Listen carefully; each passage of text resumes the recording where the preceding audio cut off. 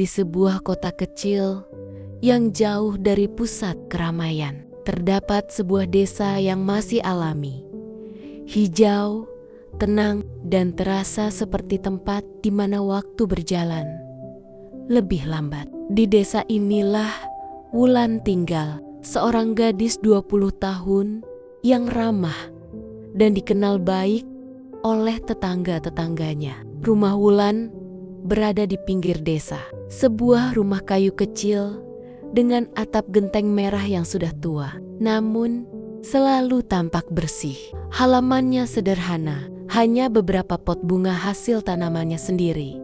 Bunga kertas, mawar kampung, dan tanaman obat seperti serai dan jahe. Bagian dalam rumahnya rapi dan hangat. Lantainya masih berupa semen halus, tetapi dipel dengan baik. Dindingnya dihiasi foto keluarga dan anyaman bambu khas desa. Di sudut ruang tamu terdapat sebuah rak kayu kecil tempat Wulan menaruh buku-buku dan beberapa kerajinan tangan yang ia buat ketika senggang. Setiap pagi, cahaya matahari masuk lewat jendela kayu yang terbuka, membuat isi rumah terasa hangat dan penuh kehidupan. Desa tempat Wulan tinggal cukup terpencil. Untuk menuju ke pusat kota, orang-orang perlu naik motor hampir 1 jam, melewati jalan berkelok yang diapit hutan kecil dan kebun warga. Namun justru itu yang membuat desa ini terasa istimewa. Hamparan sawah membentang luas, warnanya hijau segar di musim tanam dan menguning keemasan saat panen tiba. Petani terlihat hampir tiap pagi, berjalan membawa cangkul atau menggunakan topi caping, bekerja dengan ikhlas demi keluarga.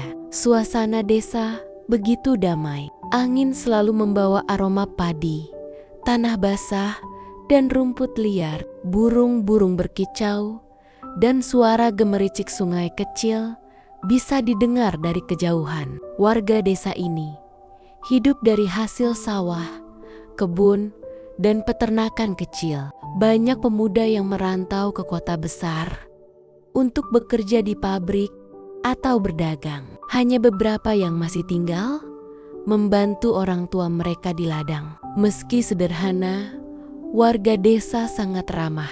Mereka saling sapa setiap pagi, saling bantu ketika musim panen, dan sering berkumpul di pos ronda pada malam hari untuk ngobrol atau sekadar minum kopi. Wulan tumbuh sebagai gadis desa yang terbiasa hidup sederhana. Ia membantu ibunya memasak, menyapu halaman, dan kadang ikut membantu tetangga jika ada hajatan. Meski hidup di tempat yang jauh dari modernitas, Wulan tidak pernah mengeluh. Ia justru merasa dekat dengan alam dan sangat mencintai desanya. Rumah kecil, desa terpencil, dan lingkungan serba sederhana tidak membuat kehidupannya terasa kurang. Sebaliknya, di sanalah Wulan merasa paling pulih, paling utuh, dan paling damai. Suasana sore di desa itu selalu menenangkan.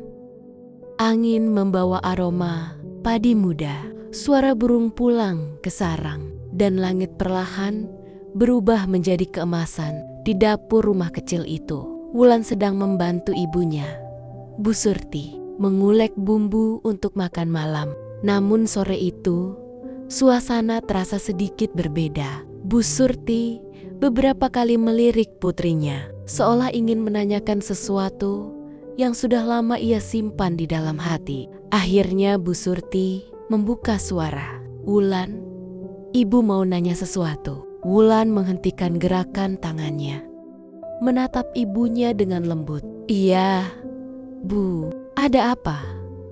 "Ada apa?" Bu Surti menarik napas pelan. "Yudi itu gimana, Nak? Sudah lama sekali dia nggak pulang. Biasanya sebulan sekali masih kasih kabar. Sekarang sudah berapa bulan ini diam saja." Hati Wulan langsung mencelos. Pertanyaan itu seperti batu yang jatuh di dadanya. Bu Surti melanjutkan, Dia kan tunanganmu, Nak. Ibu cuma ingin tahu hubungan kalian itu masih lanjut atau gimana? Apa dia masih serius?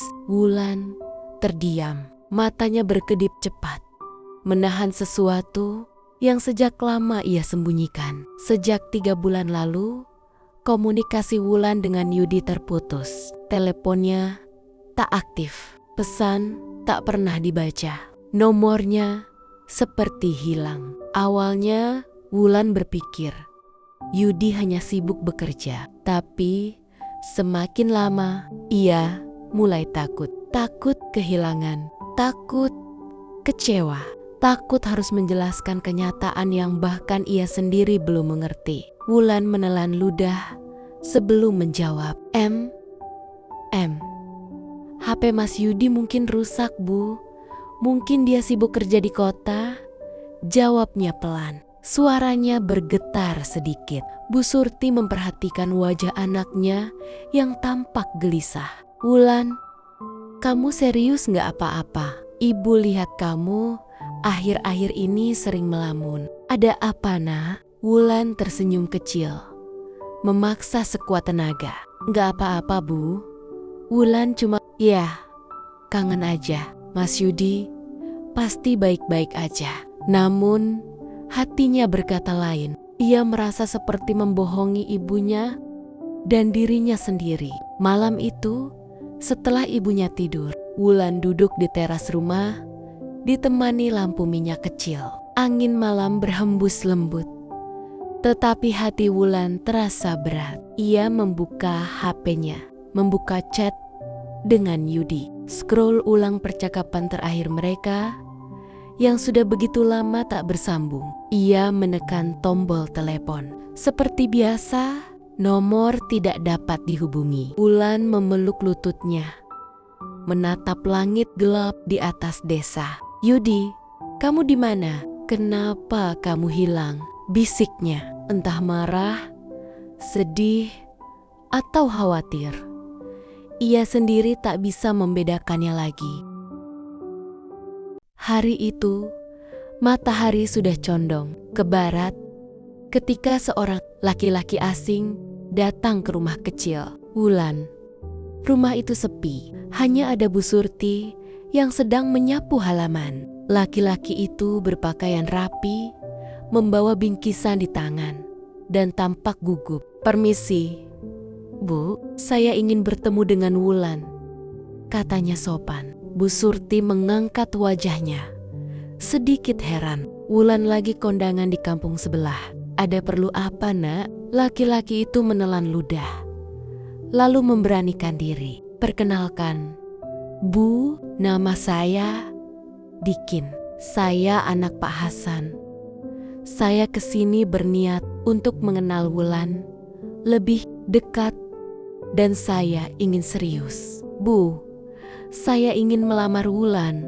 Kalau diizinkan, saya ingin datang lagi bersama keluarga. Bu Surti tertegun. Ia memandang lelaki itu lama, berusaha memahami niatnya. Setelah mengobrol sebentar tentang latar belakang dan maksud kedatangannya, lelaki itu akhirnya pamit dengan sopan. Bu Surti hanya bisa berdiri memandangi langkahnya menjauh, campur aduk antara kaget, bingung, dan sedikit lega karena ada seseorang yang menghargai putrinya. Menjelang sore, langkah Wulan terdengar memasuki halaman. Ia baru pulang dari kondangan teman sekolahnya yang baru saja menikah. Di tangan Wulan, bingkisan kecil berisi souvenir masih tergenggam. Bu Surti memandang putrinya lama sebelum akhirnya berkata pelan, "Lan, tadi ada laki-laki datang ke sini." Wulan terkejut. "Laki-laki? Siapa, Bu?" "Namanya Dikin. Anak Pak Hasan. Itu loh, yang punya toko sembako di ujung gang. Dia bilang mau serius, mau melamar kamu." Wulan terdiam. Jantungnya berdegup lebih cepat dari biasanya. Melamar tanpa mengenal, tanpa bicara sebelumnya, Bu Surti melanjutkan dengan suara hati-hati. Ibu cuma ingin kepastian dari kamu tentang Yudi. Sudah berbulan-bulan tidak ada kabar, telepon tidak aktif. Apa kamu masih mau nunggu? Anak-anak di kampung ini sudah banyak yang menikah, bahkan sudah punya anak. Kamu mau sampai kapan begini? Wulan menunduk. Suara angin sore terasa lebih keras dari biasanya. Bibirnya bergetar pelan. Bu, Wulan gak tahu harus bilang apa. Yudi hilang begitu saja. Wulan bingung. Mau marah? Nggak bisa. Mau nunggu? Rasanya sakit. Tapi kalau berhenti nunggu, Wulan takut nyesel. Air mata perlahan jatuh. Namun Wulan cepat-cepat menghapusnya agar ibunya tidak melihat. Ia merasa dunia memberikan pilihan yang tidak pernah ia siapkan. Yudi, tunangan yang dulu berjanji akan kembali setelah pekerjaannya stabil, menghilang tanpa jejak. Dan kini seorang lelaki lain datang membawa niat baik. Hatinya seperti ditarik kedua arah. Bu Surti memegang tangan Wulan dengan lembut. Ibu cuma ingin kamu bahagia, Lan. Ibu gak maksa kamu menikah cepat, tapi ibu takut kamu tersakiti kalau terlalu lama berharap. Wulan menghirup napas panjang. Ia menatap ibunya, berusaha tersenyum meski sangat berat. Bu, kasih Wulan waktu. Wulan perlu mikir. Wulan belum siap ambil keputusan sekarang. Tapi Wulan janji, Wulan gak akan ngecewain ibu. Wulan cuma butuh waktu buat ikhlas, buat yakin. Bu Surti mengangguk. Ia memeluk putrinya dalam diam, tanpa kata-kata lagi. Karena ia tahu anaknya sedang berjuang antara cinta, harapan, dan kenyataan yang pahit. Dan di luar sana, angin desa sore itu menggoyangkan dedaunan, seperti turut merasakan galau di hati Wulan. Pagi itu, udara desa masih sejuk. Embun belum benar-benar mengering. Dan dari jauh, terdengar ayam jantan berkokok. Wulan sedang menjemur pakaian di halaman ketika terdengar suara salam keras dari depan. Assalamualaikum. Bu Surti yang sedang merapikan dapur buru-buru keluar. Waalaikumsalam. Loh, Pak Hasan? Bu Hasan? Dikin, silakan masuk. Ternyata tamu itu datang dengan tujuan yang lebih serius dari yang diduga. Mereka duduk di ruang tamu kecil yang di dalamnya ada kursi dan meja kayu. Dan Bu Surti menghidangkan teh hangat. Wulan yang masih belum paham maksud kedatangan itu duduk di samping ibunya. Suasana awalnya canggung, hingga akhirnya Pak Hasan, pria paruh baya yang dikenal bijak di kampung itu, membuka pembicaraan. Begini, Bu Surti, kami datang baik-baik, ingin menyampaikan maksud Dikin. Dikin, pemuda berusia 27 tahun yang bekerja di toko sembako milik orang tuanya, tampak menunduk, wajahnya memerah. Bu Surti mencoba tersenyum. Maksud apa, Pak? Pak Hasan melirik Dikin, seakan memberi isyarat agar ia yang bicara. Dengan suara pelan namun mantap, Dikin berkata, Saya ingin melamar Wulan, Bu. Seketika udara di ruangan terasa berhenti bergerak. Wulan membeku. Bu Surti terkejut, tapi berusaha menjaga sikap. Dikin melanjutkan, suaranya sedikit bergetar. Sejujurnya saya sudah lama memperhatikan Wulan. Pertama kali waktu Wulan beli beras di toko, Wulan kelihatan sopan, ramah, dan saya jadi jatuh hati. Bu Hasan menimpali dengan lembut. Niat Dikin ini serius. Bu, kami datang sekeluarga lengkap sebagai bentuk kesungguhan. Wulan menelan ludah. Jantungnya berdetak kencang. Bu Surti berdeham pelan, lalu menatap anaknya. Wulan, gimana nak? Kamu sudah dengar sendiri? Wulan memandang ibunya, lalu memandang ketiga tamu itu.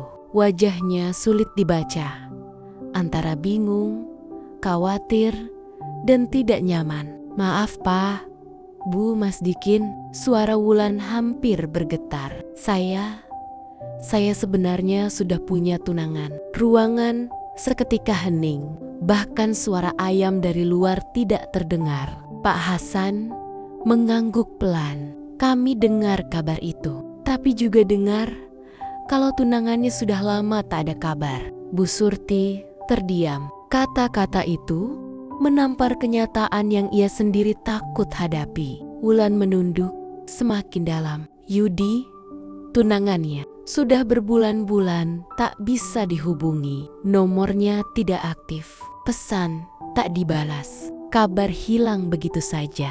Tapi tetap saja Wulan merasa bersalah jika menerima lamaran orang lain. Dikin menatap Wulan dengan hati-hati. Saya tidak memaksa, Wulan, tapi saya ingin bicara jujur.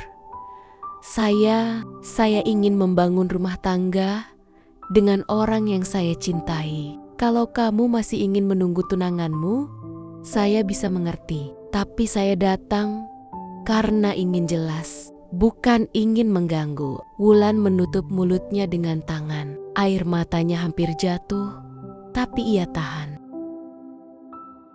Bu Surti ikut tertekan dalam dilema. Ia ingin anaknya bahagia, tapi juga takut Wulan digantung oleh tunangan yang entah di mana. Begini saja, kata Bu Surti akhirnya.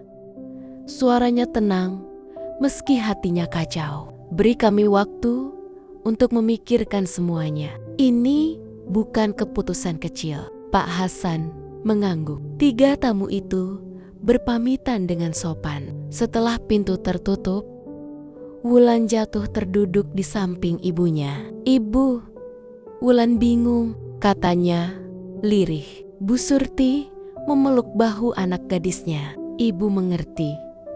Nak, ibu mengerti. Di dalam hatinya, Wulan berperang antara janji lama dan masa depan yang datang mengetuk dengan sopan. Tak ada jawaban malam itu, hanya kesunyian lembut desa yang menemani kegalauan seorang gadis muda di persimpangan hatinya. Malam itu, rumah kecil Wulan terasa sangat sunyi. Lampu minyak di ruang tengah berkelip lembut, sementara angin desa membawa suara jangkrik yang seakan menambah berat pikiran Wulan. Ia duduk di tepi, ranjang tipisnya memandangi layar ponsel yang masih mati.